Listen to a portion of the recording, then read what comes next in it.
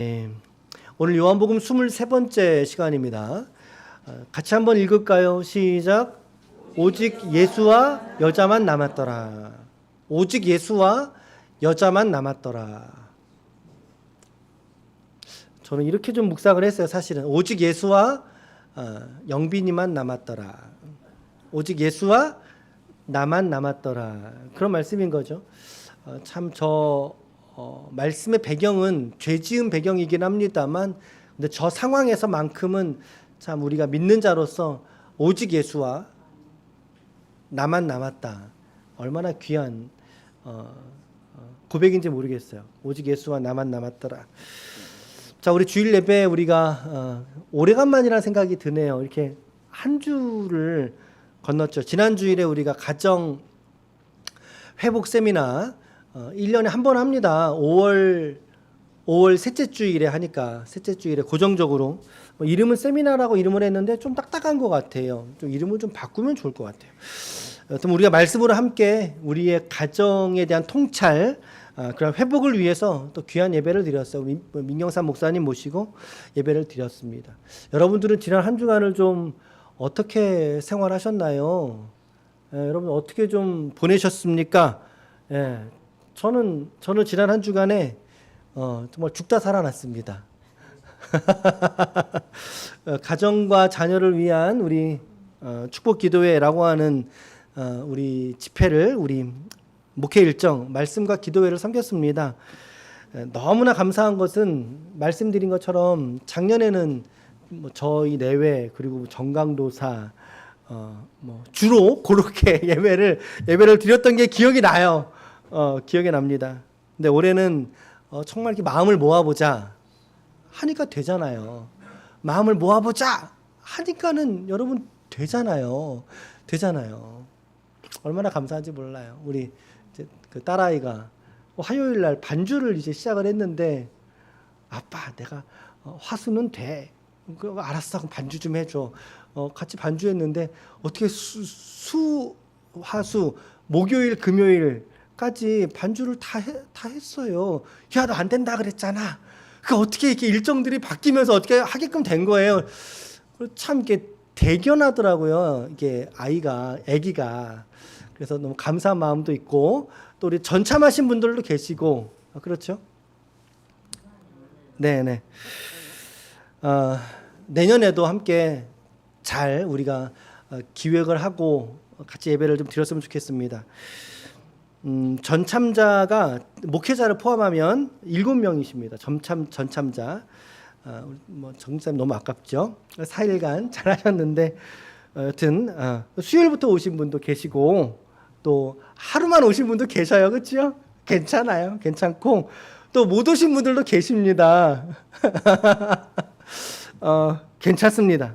여러분들의 일상을 존중하고요. 저는 존중하고 또 그런 부득이해 있을 것 같은 상황들이 또 있지 않았을까라는 생각을 하게 됩니다. 자, 그래서 권면을 조금 더 여러분들에게 드린다면, 금요일 저녁에 있는 설교 말씀, 그건 좀 꼭 좀 한번 좀 들으셔요. 들으셨으면 좋겠어요. 지금 제가 생각을 지금 잘 말씀을 정리를 해서 여러분들 가정에 나눌 수 있는 그런 교재로 좀 발간하면 좋겠다는 생각을 개인적으로 합니다. 한 주간을 보낸 여러분들의 일상이 참 궁금하고요.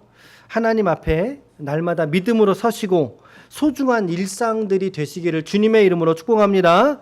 아멘. 지난주에는 우리가 그래서 민경삼 목사님 말씀을 들었고, 저에게는 너무 소중한 말씀이었어요. 사실 너무 소중한 말씀이었어요. 이번 기도회의 말씀을 전하는 그런 기준점을 이렇게 딱 제시해 주시는 너무 귀한 말씀이었어요. 그렇지만 우리가 이 시간에는 다시 요한복음 묵상을 다시 나누지 않습니까? 자, 일단 넘어갈게요. 앞서 했던 이야기들을 우리가 조금 더 상기시켜보고 오늘 말씀 다루도록 하겠습니다. 자, 지지난주입니다. 2주 전의 말씀이에요. 네, 설교 제목은 이와 같았단 말이죠. 시작. 잘하시네요. 이미 제목에서부터 여러분 메시지가 다 나온 거예요. 메시지가 나오고 적용도 다 나온 설교였어요. 이 생수를 마셔라. 예수님이 그 어떤 절기, 이스라엘의 어떤 절기 안에서의 메시지였어요. 무슨 절기였습니까? 초막절이요, 초막절. 초막절에 예루살렘을 방문했던 이야기가 우리가 지금 몇 주 동안 봤어요. 이거 요한복음 7장입니다. 7장의 마지막 이야기, 그 절기의 끝날이라 그랬단 말이죠. 초막절의 끝날 예수님이 서서 외치시는 거, 성전 안에 서서 외치시는 거죠. 이 구절은 너무나 귀해요. 우리 한번 다시 읽어봐야 돼요. 7장 37, 8절. 자, 있는 분은 성경책 보시고 없는 분 앞에 보시면 되겠습니다. 함께 우리 큰 목소리, 예수님이 서서 외쳤다 그랬으니까 한번 예수님과 한번 우리가 1인칭 시점으로 읽어봅시다. 시작. 명절 끝날 곧 큰 날에 예수께서 서서 외쳐 이르시되 누구든지 목마르거든 내게로 와서 마셔라. 나를 믿는 자는 성경의 이름과 같이 그 배에서 생수의 강이 흘러나오리라. 아멘, 아멘. 크게 하려고 그랬더니 침만 튀네요. 아이고 주여. 네, 여러분, 예수님께서 지금 이거 작은 소리로 얘기하신 게 아니에요. 큰 목소리로 외쳤단 말이에요. 외쳤단 말이에요, 예수님께서. 얼마나 간절한 마음이시겠어요. 더군다나 이 축제의 문맥은, 자, 퀴즈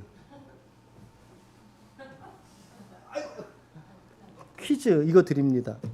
이거 저기 이 뭐지 이게? 공기청정기입니다. 미니 공기청정기. 자, 맞추시는 분 드립니다. 요거 쿠팡에서 4만 원 나갑니다. 자, 초막절에 또 다른 별명이 하나 있어요. 뭘까요? 아니야, 그거 아니야. 그거 말하는 거 아니고. 초막절에 또 다른 별명이 하나 있습니다. 그게 뭘까요? 아, 누구든지 좀 맞춰보세요. 아니, 그 장막절, 초막절 말고 6월절 말고 우리 정무상 이사님 계셨으면 대답을 잘하실 것 같아요. 그래요? 다시 늦죠 뭐. 여기 앞에 3개 있어요. 3개. 이거는 조금 난이도 있는 퀴즈에서 내야 될 것 같아서 제가 뒤에 감춰뒀어요. 물의 축제입니다. 물의 축제. 기억나시죠? 옛적 일을 기억하지 말라. 또 그랬다고 또 옛적 일을 싹 까먹으시는지 모르겠으나, 혹시 우리 온라인에서 누가 대답하신 분 계시나? 퀴즈인데? 그죠. 아무도 안 계시는군요. 좋습니다. 그래, 물의 축제예요. 물의 축제. 그렇죠. 수장절, 그 물과 관련된 얘기는 아니고 그 얘기는. 하여튼, 물의 축제라고 불렸던, 그러니까 초막절마다 이 물의 의식이 있었다 그랬잖아요. 이거를 신라못에서 물을 떠서 성전에 갖다 올리는. 예루살렘은 고산지대예요. 900m. 산 정상에 위치하고 있어요. 그러니까 항상 스트레스는 뭐겠어요? 물이었단 말이죠. 물에 대한 스트레스가 있었고 늘 부족했어요. 저 물이 언제 동날까 하는 염려들이 예루살렘에 거주하고 있는 사람들의 고민이었단 말이죠. 그런데 주님께서 그 물의 축제가 어제 막 끝나고 다음 날입니다. 다음 날 이처럼 누구든지 목마르거든 내게로 와서 마셔. 너희의 삶에 생수의 강이 아예 흘러 넘칠 거야. 일주일 동안 매번 물 떠갖고 올라왔지. 이제 그럴 필요 없어. 내가 너희에게 생수의 강이 흐를 수 있게 할게. 생수의 강이라는 표현 드렸잖아요. 이것을 거절할 사람이 어디 있겠으며 이것을 원하지 않을 사람이 어디 있겠느냐는 거예요.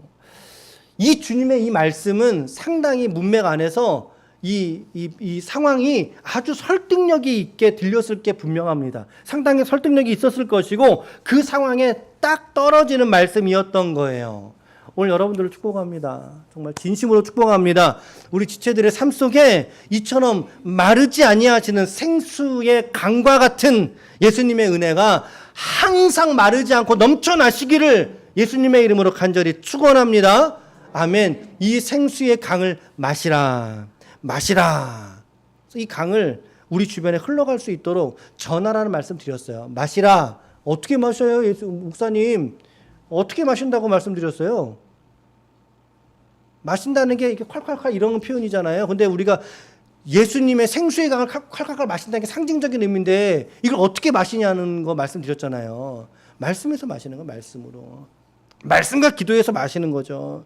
그리고 그 마신 생수의 강을 흘려보내라는 말씀 드렸습니다. 흘려보내라는 말씀을. 그래서 우리가 지난주에 7명, 8명, 그래 앞전에 오셨던 분이시든 그건 중요한 게 아니에요. 단지 그들에게 이 복음에 대한 다시 한번 동기부여가 되고요. 신앙생활에 도전이 되었다면 우리는 그것에 감사할 수 있는 것입니다. 우리는 모두 기도합니다. 그처럼 초청되어서 오신 그분들에게 오늘 우리를 이처럼 은혜 아래 젖어 있게 하셨던 예수님의 생수의 강과 같은 은혜가 오늘 그분들에게도 동일하게 경험되어질 수 있도록 여러분 포기하지 마시고 우리 끝까지 기도할 수 있기를 바랍니다. 아멘. 예, 지지난주 얘기까지를 정리를 해봤어요. 이제 오늘은 그 상황의 뒷이야기입니다. 자, 그래서 53절 말씀에 보면 자, 다 각각 집으로 돌아갔다.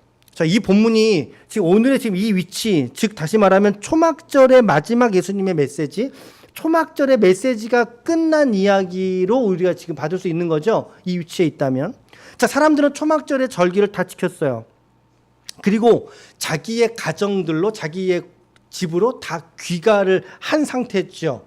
다 모두 다 집으로 돌아갔건만 그런데 1절은 예수님은 어디로 돌아가셨는가라고 말하고 있잖아요. 1절에 예수님은 어디로 가셨습니까? 사람들은 어디로 갔어요? 집으로. 예수님은 어디로 갔어요? 감람산으로. 이 53절과 저 1절의 번역을 우리는 지금 한 문장으로 거의 이제 번역이 됐지만 새 번역이나 쉬운 성경은 개별적인 구절들로 번역을 했습니다. 사람들은 돌아갔습니다.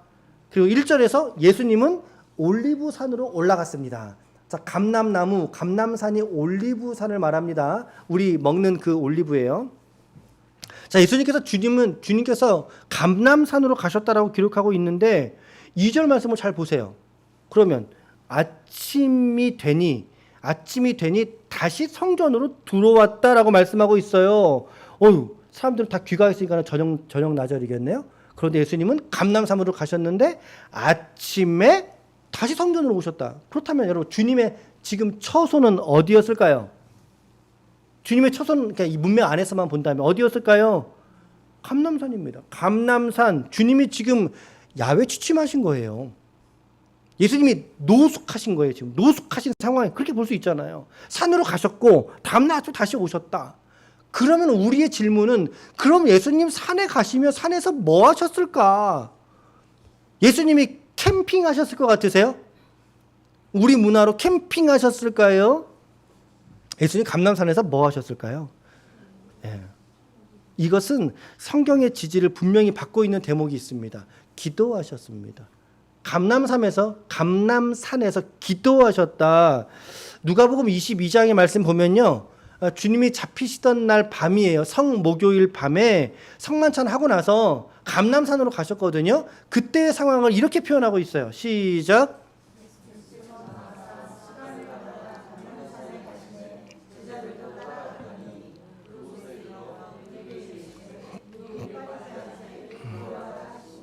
그래요. 그러니까 저 빨간색 글자만 연결시켜 본다면 예수님은 습관을 따라 어디로 가셨어요? 감람산에. 근데 그 감람산의 습관을 따라 올라가셔서 하신 일이 뭘까요? 그렇죠. 그렇죠. 그 얘기인 것입니다. 주님이 그곳에서 제자들에게 기도하라라고 말씀하고 있는 거예요. 우리 어렵지 않게 추측할 수 있죠. 주님은 감람산으로 기도하러 들어가셨다. 자, 주님에게 이 기도라는 것이 특정 시간, 특정 장소에서만 드리는 종교행위가 아니었다는 걸 보게 됩니다. 습관이었다는 거죠. 예수님에게는 일상이었고 삶의 습관이 기도였다라고 하는 사실을 우리가 보게 되는 것입니다. 이번 기도회 때 우리가 5일 동안 제가 말씀을 저녁에 했잖아요. 우리 자녀들이 우리 부모들에게 무엇을 보고 우리의 신앙을 판단하는가라고 하는 것을 말씀을 드렸어요. 여러분 우리 자녀들이 가만히 있는 것처럼 보이지만 그렇지 않아요. 계속 무의식에서라도 계속 부모님들의 말과 부모들의 태도, 삶에 대한 가치관들, 이런 것들을 계속 관찰하고 배우고 있습니다. 그래서 무엇으로 우리 부모들이 자녀들에게 판단받는지 아세요? 그것은 바로 습관이라는 것입니다. 습관인 것입니다. 야, 우리 아버지 이런 분이야. 우리 어머니 저런 분이야. 이런 분이야, 저런 분이야. 라고 말하는 이런 저런. 이것은 결국에 그 아버지 어머니의 습관을 말하고 있는 거예요. 습관.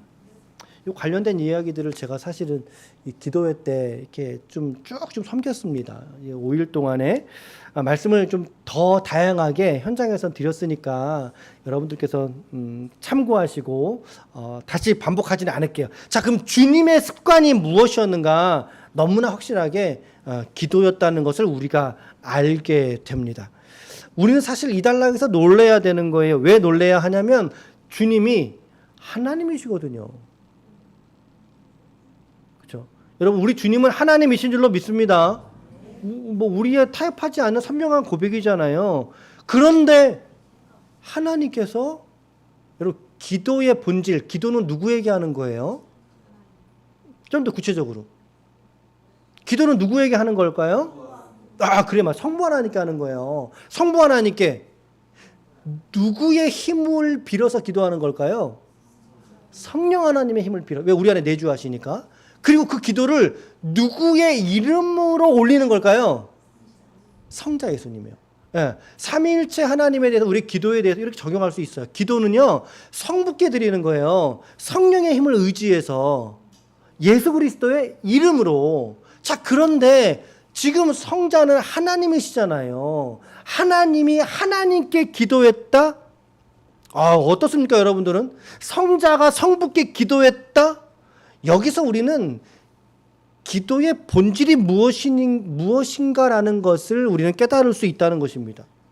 기도는요, 하나님께 무언가 요구해서 무언가 바라고, 하나님 이거 해주세요, 저거 해주세요, 영수증 갖다 올리고, 내 사업계획서 갖다 올리고 청구하고, 그것은 기도의 본질이 아니에요. 하나님과 우리 사이도 마찬가지예요. 그것이 기도의 본질이 아니에요. 이것은 기도의 다양한 정의 중에 한 가지. 양상 중에 한 가지가 될 수 있지만 그것은 기도의 본질이 아니다. 그렇다면 이게 본질이 아니라면 주님이 습관을 따라서 감람산으로 기도하러 가실 일도 없는 거죠, 사실은. 엄밀하게 말하면. 기도의 본질이 뭘까요? 여러분, 이 고민을 여러분들 하셔야 됩니다. 기도의 본질이 뭐냐? 그것은 바로 커뮤니케이션입니다. 기도의 본질은 상호 소통입니다. 일방 통행이 아니라 상호 소통하는 거예요. 기도의 본질은요, 성자께서 성부께 기도하는데 하나님 이거 주세요, 저거 주세요. 그거를 기도하러, 게다가 습관이 돼서 그걸로 감람산에 기도하러 한번 생각해 보십시오, 여러분. 이 상황을 지금. 그것은 기도의 본질이 아니에요. 기도의 본질은 커뮤니케이션이에요. 하나님과 인간 사이에 상호 소통, 교제이면서 나눔이고요. 그리고 서로 공감하는 것입니다. 공감하는 것입니다. 기도가. 우리가 기도를 왜 매일 할 수 있느냐? 매일 할 수 있는 그 원동력이, 동기부여가 어디서 나오냐? 여러분, 하나님께 계속 100원만, 1000원만 계속 다오. 그러면은 누가 제일 스트레스 받을까요? 여러분들의 자녀들이 여러분들에게 아빠, 다 10,000원만. 볼 때마다 10,000원만. 줄 수 있다니까요. 줄 수 있잖아요. 근데 10,000원만. 그럼 누가 제일 스트레스 받을까요? 그래요. 달라고 하는 본인도 스트레스 받지 않겠어요? 하나님도 스트레스 받지 않겠으며 달라고 하는 나도 계속 스트레스 받을 거 아니에요. 물론 달라고 할 수 있습니다. 달라고 해야죠. 급전이 필요한데 갑자기 필요하면 달라고 해야죠. 그러나 그것이 매일의 기도가 될 수 없는 이유를 우리가 알아야 된다는 거예요. 우리가 기도를 왜 매일 할 수 있느냐? 여러분들이 집에 가면 자녀들하고 대화를 매일 하세요, 안 하세요? 대화 매일 하잖아요. 사랑하는 사람과 부부지간에 대화 매일 해요, 안 해요? 매일 하잖아요. 그 매일 대화하면서 매일 돈 달라고만 얘기합니까? 아니라고요. 그 아니라고요. 그건 아주 일부분이라고요. 아주 일부분. 우리가 기도를 어떻게 매일 할 수 있겠는가? 이것은 바로 그 기도를 통해서 성도는 하나님과 커뮤니케이션, 연결되기 때문입니다. 하나님과 기도라고 하는 영적 수단을 통해서 연결되기 때문인 것입니다. 여러분들에게 오늘 권면합니다. 여러분, 기도의 습관을 회복할 수 있길 바랍니다. 기도의 습관을 가지셔요. 가지셨었어요? 아니요. 가지셔요. 그리고 회복하셔야 됩니다. 이번 기도회 때 저는 개인적으로 참 좋았습니다. 아까 죽다 살아났다는 표현은 좀 농담이고요. 그만큼 말씀 준비하는 게 부담이 컸다 그 얘기고, 개인적으로 참 좋았어요. 왜 좋았냐면 첫째 날 이미라 자매가 기도하러 나왔거든요. 첫째 날 하루만 나왔죠. 참 좋았어요, 여러분. 죄송합니다만 말씀이 참 좋았어요. 개인적으로 말씀이 좋았는데, 왜냐하면 제가 이 기도회 5일 동안이니까 5개의 설교 목록이 나와야 돼요. 5개. 근데 이 시나리오를 제가 다 짠 상태가 아니었거든요. 다 짜지 않았었어요.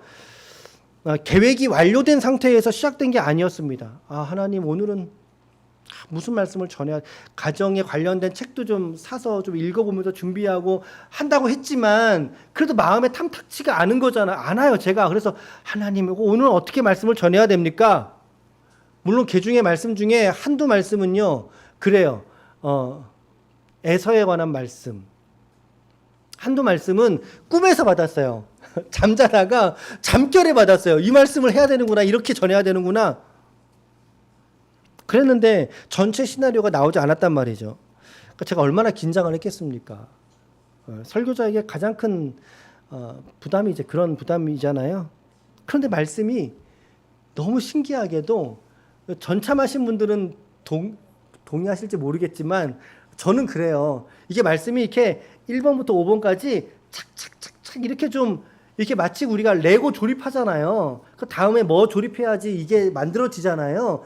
그렇듯이 뭔가 착착착 이렇게 맞아지는, 테트리스 하잖아요. 그렇게 되듯이 말씀이 그렇게 구성이 돼가는 거예요. 말씀이.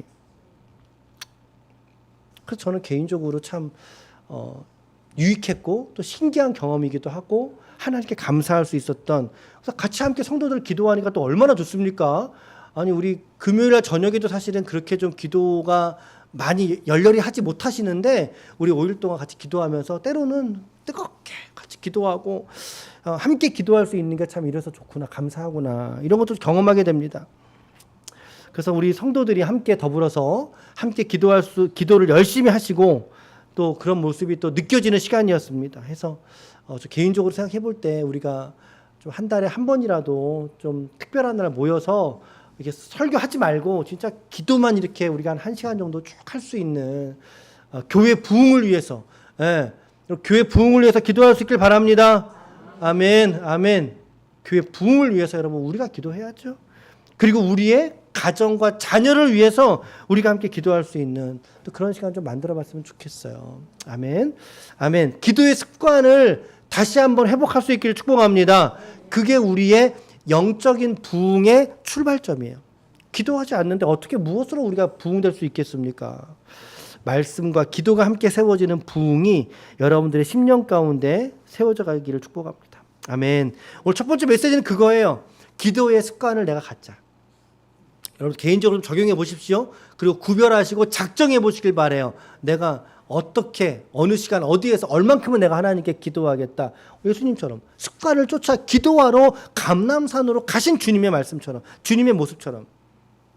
자, 이렇게 주님은 밤새도록 기도하시고 물론 잠을 주무셨겠죠. 다음날 성전에 들어오셨습니다. 자, 그런데 3절 말씀 보십시오. 3절에 서기관들과 바리새인들이 지금 모여 있어요. 지금 모여있어 상황을 지금 주시하고 보고 있어요. 그러면서 예수님이 사람들을 가르치면서 사람들이 이렇게 쭉 몰려들었을 거잖아요. 몰려들었으니까 그때를 딱 보다가 음행 중에 잡힌 여자를 끌고 왔습니다. 끌고 와서 그 무리 한가운데로 던져넣습니다. 던져넣죠. 4절 말씀, 예수께 말하되 선생이여, 이 여자가 지금 가늠하다가 현장에서 현행범이죠. 그러니까 현행범으로 잡혔습니다. 우리가 잡아왔는데 당신 뭐라고 말할 겁니까? 그 얘기하는 겁니다. 여러분 지금 이 상황이 여러분들은 상당히 수상하다는 걸 좀 알고 계신가요? 이게 상당히 수상한 일을 벌어지고 있어요. 왜냐하면 첫 번째는 지금 성전에서 이들이 예수님에게 사람이 몰려오기까지 기다린 것 같아요. 오늘 말씀 가르치시더니 이런 표현을 보니까 왜 기다렸을까? 왜 하필 지금일까? 그렇죠. 뭔가 정치색이 있다는 거죠. 그런 의도가 있다는 게 반영이 되는 거예요. 그런 게. 두 번째는 뭐냐면요. 지금 가늠한 여인이에요. 근데 이 여인을 지금 어디서 데려왔습니까? 말씀에. 현장에서. 가늠한 현장에서 데려왔대요. 여기서 가늠이라는 것은 여러분 남자와 여자가 서로 쎄쎄쎄하고 있는 걸 말하는 게 아니에요. 그게 아니에요. 지금 불법적인 형태의 성관계 중에 잡아온 거예요. 여러분 성관계가 어떻게 이 백주 대낮에 걸릴 만한 장소에서 할 수 있을까요? 그럴 수 없는 거잖아요, 여러분. 은밀하게 진행되는 거죠. 그런데 현장에서 발견됐다라고 하는 거 상당히 좀 가능성이 낮은 얘기죠. 예. 약간 인위적인 조작의 의미도 좀 느낌도 좀 냄새를 좀 나옵니다. 냄새가 나죠. 세 번째는 뭐냐면요. 여러분 그 남자는 어디 갔나요? 남자는 어디 갔나요? 그 현장에 남자가 있었을까요? 없었을까요? 현장에 잡았으니까. 당연히 있었겠죠.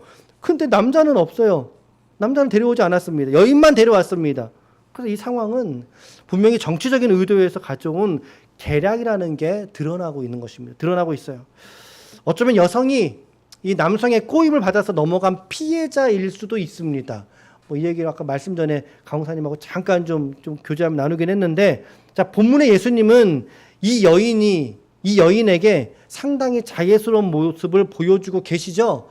그 이유는 어쩌면 이 여인이 피해자라는 것을 아시기 때문에 이렇게 반응하지 않으셨을까라는 생각도 들고, 또 그렇지 않아 예수님의 보편적으로 사람을 대하시는 태도가 인자하시기 때문이야 라고도 보셔도 됩니다. 뭐 또 여러 가지 이 상황에서 우리의 이 창의력을 발휘해 보는 거예요, 여러분. 추론을 해보는 거죠. 장관에 이들은 지금 이처럼 간음 중에 잡혀온 여인을 데리고 예수님께 왔어요. 그 예수님께서 어떻게 처분하시는지를 보려고 시험하려고 든 거예요. 말씀에 분명히 시험하밀러라 그랬잖아요. 5절 말씀에 모세는 5절 시작. 모세는 율법에 이러한 여자를 돌로 치라 명하였거니와 선생은 어떻게 말하겠나이까라 그랬어요. 자, 그러면 돌로 치라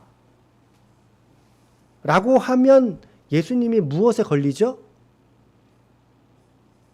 예수님이 무엇에 걸리죠? 돌로 치라 이러면 당시의 사형의 권한이 어디에 있다 그랬어요? 누구에게? 이 당시는 로마의 지배를 받는 상황이고 로마의 피지배 국가이기 때문에 그 안에서의 자치권을 대부분 이양해 줬지만 그 중에 한 가지, 그렇죠? 사형을 때리는 것은 로마의 허락을 받고 이게 언도를 해야 되는 거예요. 그래서 헤롯에게 빌라도에게 왔다 갔다 했잖아요, 예수님께서. 자, 그런데 예수님께 돌로 쳐라. 그럼 어떻게 되는 것입니까? 로마의 실정법을 위반한 자가 되는 거예요. 고소할 권리를 갖는 거죠. 자, 그러면은 돌로 치지 마 라고 말하면 또 무엇에 걸리죠? 율법에 걸리는 거예요.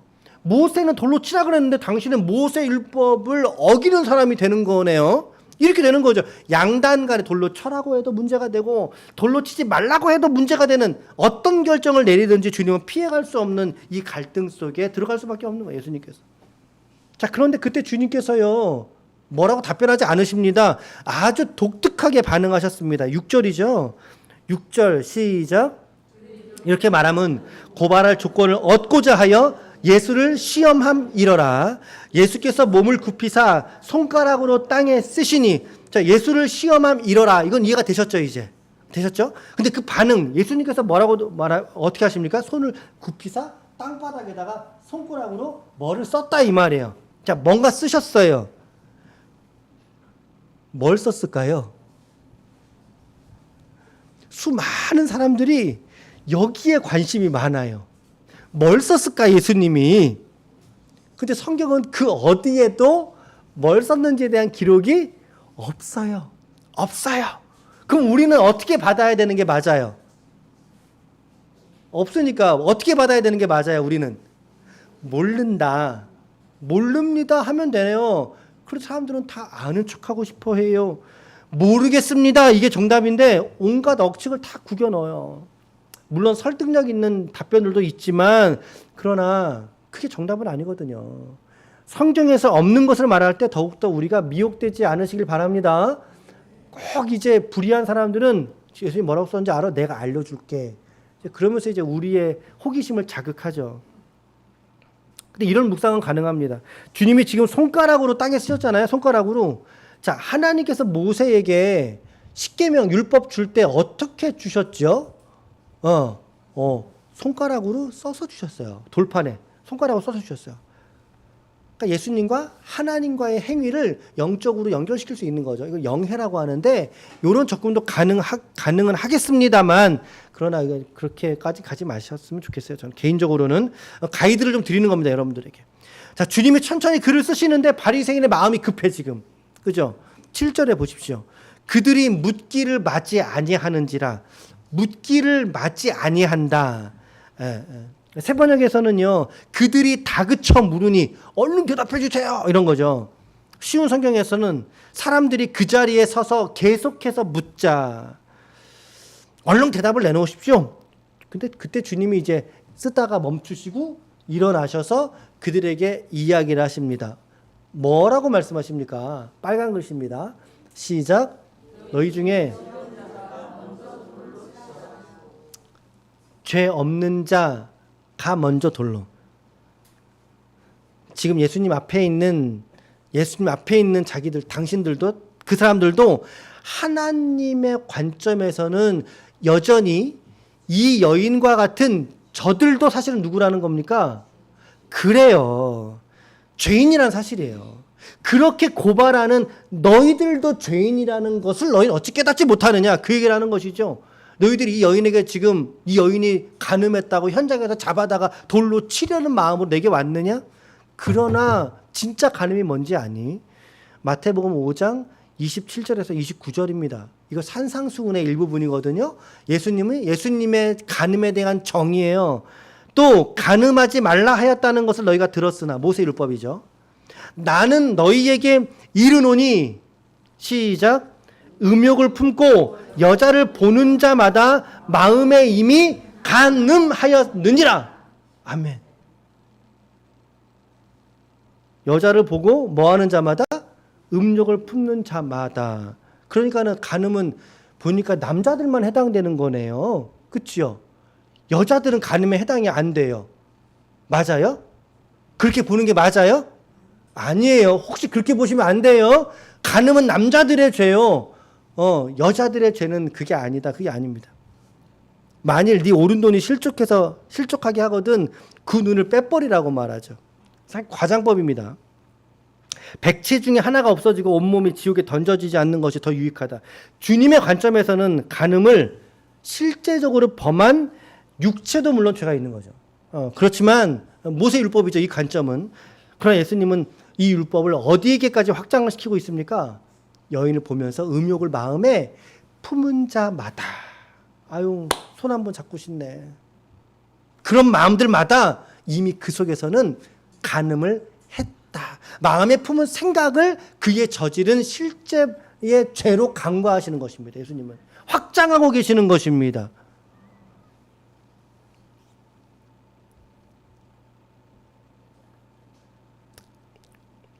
말씀에 간음했다고 하고, 간음하면 어떻게 돌로 쳐 죽이라고 했으니까 남자도 데리고 왔어야죠. 이 상황에 남자도. 주님은 이 말씀으로 말미암아 그 앞에 몰려있던 이 여인을 지금 죽이려고 예수님에게 올무를 잡으려고 혈안했던 군중들에게 이 이야기를 던졌더니 너희 중에 죄 있는 자가 먼저 쳐. 그들의 양심이 움직이기 시작한 겁니다. 그랬더니 어른부터, 오늘 말씀에서 어른부터, 세 번역은 나이가 많은 사람부터 나이가 어린 사람에 이르기까지. 왜 나이가 많은 사람부터 이렇게 자리를 옮겼을까요? 나이가 많다는 얘기는 그만큼 더, 그렇죠. 그만큼 더 오래 살아오면서 눈으로 음욕을 살아왔던 시절이 더 많았던 것 같아요. 그래서 어른들부터 다 젊은 사람들까지 양심의 가책을 느끼게 되는 것입니다. 그들이 정죄하려는 계략의 수포로 돌아가고 남자 여자 할 것 없이 거의 다 모두 있었을 거 아닙니까? 다 돌아가기 자리를 비우게 됩니다. 그리고 지금 예수님과 그 여인만 혼자 남겨져 있는 상황이에요. 여기에 제자들이 어디 있었는지는 모르겠어요. 왜 예수님이 혼자 있었는지는 모르겠으나 지금 단 둘만 독대하고 있는 상황인 것입니다. 성경은 이렇게 기록하죠. 그들이 이 말씀을 듣고, 예수님 말씀을, 양심의 가책을 느껴 어른으로 시작하여 젊은이까지 하나씩 하나씩 나가고 오직 예수와 그 가운데 섰는 여자만 남았더라. 죄를 지은 연약한 인간 한 사람만 하나님 앞에 남아 있는 것입니다. 그때 주님이 이 여인에게 하신 말씀이 10절이죠. 10절 시작. 예수께서 일어나사 여자 외에 아무도 없는 것을 보시고 이르시되 여자여 너를 고발하던 그들이 어디 있느냐? 너를 정죄한 자가 없느냐? 세 번역은 한 사람도 없느냐? 근데 그 여인의 대답이 이거죠. 주님, 한 사람도 없습니다. 한 사람도 없느냐? 예, 한 사람도 없습니다. 대답을 합니다. 우리 성경 11절 마지막 절이죠. 같이 읽습니다. 시작. 대답하되 주여 없나이다. 예수께서 이르시되 나도 너를 정죄하지 아니하노니 가서 다시는 죄를 범하지 말라 하시니라. 아멘. 오늘 우리는 이 여인 한 사람에게 집중하고 계시는 예수님의 모습을 보게 되는 것이죠. 오늘 저는 말씀을 준비하면서 오늘 이 장면이 저에게 카메라처럼 확 인상지어졌어요. 오직 예수와 그 가운데 섰는 여자의 이미지만 그려지고 있다는 거죠. 결국에 여러분, 우리가 인격 안에서 예수님을 경험하고자 할 때 가장 중요한 요건이 있습니다. 조건이 있습니다. 그것은 바로 오늘 내가 예수님 앞에 단독자로 서야 한다는 사실인 것입니다. 단독자로 서야 된다. 이거 무슨 말입니까? 혼자 서 있는 시간이 반드시 있어야 된다는 거예요. 우리가 지금 이처럼 우리가 함께 공동체 집단으로 하나님께 예배드리지만 대중 안에 함께 예배드리고 있을지라도 하나님은 우리를 집단으로 만나주시는 분이 아니세요. 하나님은 개별적으로 개인적으로 만나주시는 분이실 줄로 믿습니다. 하나님은 오늘 나 한 사람을 만나주신다고요. 나 한 사람을. 여러분들 지금 그래요. 이렇게 두 분이 같이 예배드리지만 누구는 하나님이 깊이 만나주고 계시고 누구는 하나님이 아직 만나지 못하시는 분들도 있을 수 있는 거예요. 중요한 건 무엇입니까? 하나님 앞에 내가 오늘 홀로 서는 믿음이 되어야 된다. 단독자로 홀로 예배하는 마음을 가져야 된다는 것입니다. 아멘. 아멘. 여기서 우리는 두 번째 적용을 깨달을 수 있는 거예요. 두 번째 적용. 하나님 앞에 단독자로 서는 시간을 많이 가지십시오, 여러분. 하나님 앞에 부디 단독자로 있을 때 내 본질이 드러나요. 내 못된 성격이 드러나고 내 믿음 없음이 드러나요. 근데 집단 속에 있으면 이게 싹 감춰집니다. 감춰져요. 그걸 드러내는 자리가 어디입니까? 예수와 여인만 남은 그 자리인 것입니다. 오늘 이 시간 여러분들에게도 여러분과 예수님만 독대하는 둘만 남는 삶의 자리가 있기를 축복합니다. 하나님 앞에 홀로 있는 시간을 반드시 가지십시오. 예. 내가 그저 예배 한번 드린다고 나도 오늘 예수님 만났어. 이게 아니라 수만 명의 군중 속에 내가 예배할지라도 내가 하나님 만나요. 하나님과 나 1대1의 만남이어야 된다는 거죠. 그 안에 내가 혼자 서 있어야 한다는 것입니다. 아멘. 바라기는 이번 주에 여러분들이 꼭 개별적으로 하나님 앞에 부부지간도 말고 그냥 나 혼자 하나님을 묵상하고 말씀을 읽어낼 수 있는, 기도할 수 있는 예수와 나만의 시간을 가질 수 있기를 축복합니다. 아멘. 우리 목장모님 저 이거 기도거든요, 여러분들. 주신 기도 제목들도 있고 목장모님 보고서예요. 이거 가지고 여기 앞에 두고 제 한 사람은 계속 이거 갖고 기도하거든요. 여기 많은 기도 제목 중에 뭐가 있는지 아세요? 인격적으로 하나님을 만나길 원하는 기도 제목들이 많아요. 여러분들이 귀한 조언을 드리는 것입니다. 인격적으로 정말 주님을 우리가 깊이 만나려면 하나님 앞에서의 단독자로 오늘 내가 섬이 없이는 불가능하다 라고 하는 말씀을 드리는 것입니다. 구체적인 실천을 제안해 드리는 겁니다. 그렇죠? 이번 한 주간 각자가 개별적으로 말씀과 기도의 자리로 나올 수 있길 바라고요. 이제 세 번째 마지막 적용이에요. 우리 다 읽었잖아요, 본문을. 세 번째 적용은 이제 군중들을 통해서 우리 적용하는 거죠. 어떤 누구라도 우리가 타인을 공동체 속에 누구를 정죄하거나 정죄를 하지도 정죄를 받지도 말아야 된다는 사실인 거죠. 우리 모두가 누구도 판단하지 않으시길 축복합니다. 오늘 예수님도 이 여인 판단하지 않았어요. 예. 우리 소제목은 잡혀인 여자가 용서받다라고 기록은 되어져 있는데 사실 문맥에서는 용서받은 단락의 기록이 명료하게 나오진 않았어요. 그저 예수님께서 나도 너를 정죄하지 아니한다 그랬을 뿐이죠. 주님도 정죄하지 않은 지체를 오늘 어떻게 내가 정죄할 수 있다는 말입니까, 여러분? 그렇죠? 오늘 우리도 판단하지 말아야 합니다. 저도 여러분들을 판단하지 않습니다. 여러분들도 저를 판단할 권리가 없으십니다. 하나님과 나 사이의 관계이기 때문에 그런 것이죠.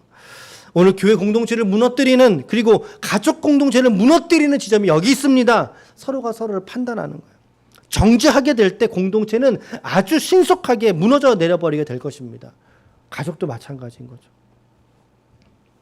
혹여나 오늘 내 마음속에 누군가를 향한 이 정죄의 화살이 내 안에 겨누어져 있다면 여러분, 그 정죄의 화살을 예수 그리스도의 십자가의 은혜와 능력으로 그 화살을 부러뜨릴 수 있기를 축복합니다. 누구도 판단하지 마세요. 누구도 판단하지 마세요. 우리 모두가 사실은 한 껍질만 벗기면 우리 모두가 다 같은 하나님 앞에 죄인으로 고발될 수밖에 없는 사람들이 오늘 우리들이기 때문에 그렇습니다. 교회는 그래서 용서받은 죄인들이 모여온 곳이에요. 용서받은 죄인들이 판단하지 않고 비난하지 않는 교회 공동체, 가족 공동체가 되시기를 축복합니다. 결론을 말씀드리겠습니다. 오늘 저는 이 이미지가 상당히 많이 남아있어요. 오직 예수와 여자만 남았더라. 그곳에서 그 여인은 용서를 받고 예수를 인격적으로 경험하게 되는 놀라운 경험을 하게 됩니다. 오직 예수와 나만 남은 자리가 되어야지만 합니다. 여러분, 이거 잊지 마십시오. 오늘 여러분들에게 제가 세 가지의 오늘 이번 한 주간 적용할 수 있는 첫 번째, 기도의 습관을 좀 가지세요. 여러분, 예수님처럼 오늘 우리가 힘들다고 하잖아요. 우리 인생이 왜 힘들다고 하면서 기도를 하지 않습니까? 우리가 기도의 습관을 더 들이시길 바라요. 기도하는 습관을 가지십시오. 두 번째, 하나님 앞에 말씀과 기도의 자리를 오늘 내가 홀로 가질 수 있어야 됩니다. 그게 예수님을 인격적으로 만나는 유일한 길이에요. 오늘 이 여인처럼, 이 여인이 군중과 함께 있을 때는 예수님 만나지 못했어요. 단둘이 만났을 때, 단독자로 만났을 때 비로소 예수님을 깊이 경험하지 않습니까? 여러분들이 권면합니다. 세 번째, 이 군중들을 향해서 정죄하시는 예수님의 모습이죠. 누구도 이 군중들처럼 서로를 비방하거나 정죄하거나 판단하지 않아야만 합니다. 서로 사랑해야 될 의무만 우리 공동체 속에는 있는 줄로 믿습니다. 아멘. 아무쪼록 오늘도 주신 이 말씀 우리 한 주간에 여러분들의 영적인 양식이 되어서 또 묵상의 재료가 되셔서 오늘 우리를 그리스도인으로 빛나게 하시는 하나님의 귀한 말씀 되시기를 축복합니다. 아멘. 아멘.